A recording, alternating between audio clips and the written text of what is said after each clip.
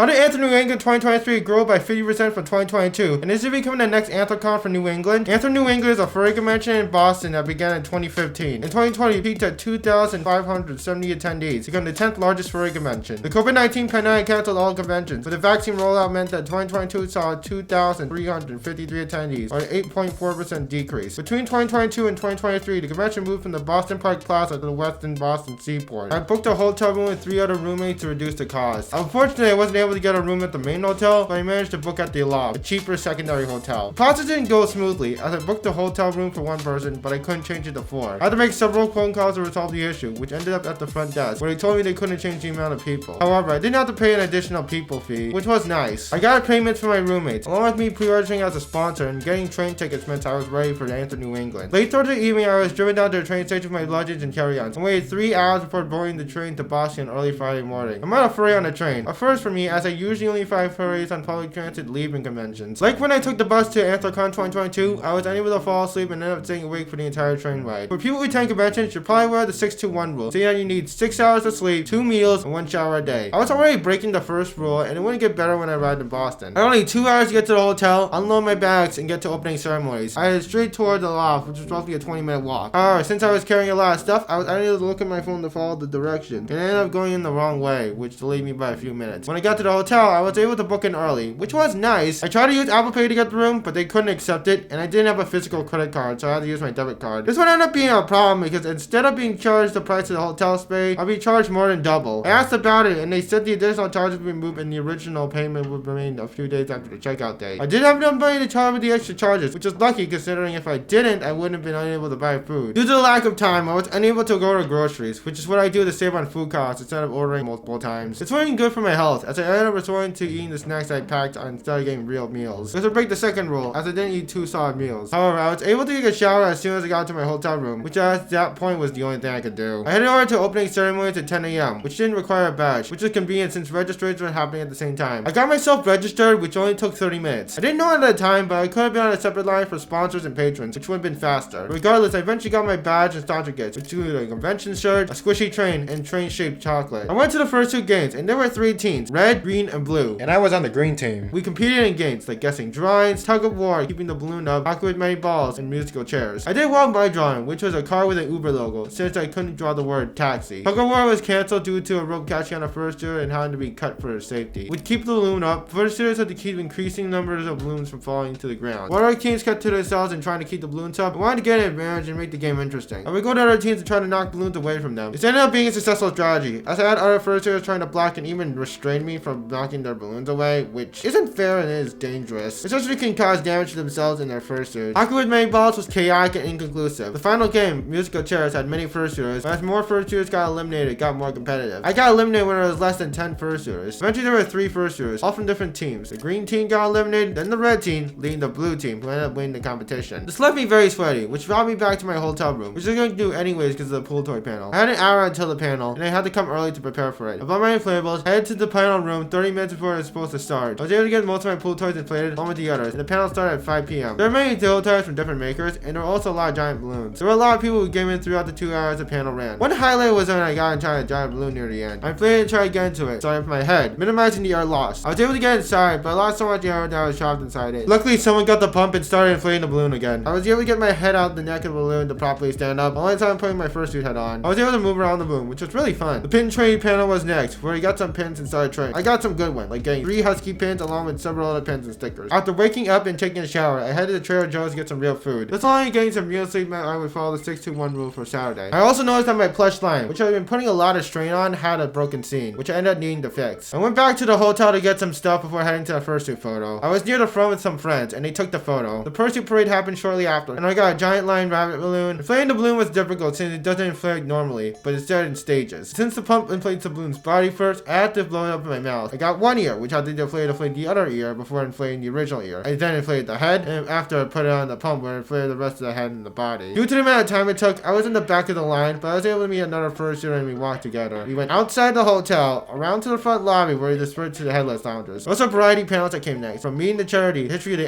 MBTA, and convention history. On Sunday, the final day, we had to pack and leave our hotel before noon to avoid extra charges. I carried all my stuff, which included 2 luggage bags and 2 carry-ons during the day until I headed back to the train, which was tough. My first advisor ended up cracking in half, with this being disappointing. I attended panels on tile making, a photography and videography meetup, and a Wheel of Fortune. I took a quick stop to the photo room to get a picture of my giant lion ride balloon. I then headed over to the charity auction, where many furry objects were auctioned off for charity. One of the main reasons that Anthem New England grew so much in 2023 compared to 2022 has to do with the pandemic ending. Many furry conventions in late 2021 and early 2022, like Furrytopia and Midwest Fur Fest, had little or negative growth due to fears of getting infected with COVID-19, despite the vaccine rollout having been sufficient enough to allow conventions to reopen with vaccine and mask mandates. However, in late 2022 and early 2023, these same conventions saw large increases in attendance due to people feeling more comfortable going to them because of the lower risk of being infected. For each of our organizations, you have raised us $10,500. Pending number 3548. If you want to know about the last convention I was at, check out my experience at Furpocalypse 2022, where a window broke, but the convention still succeeded.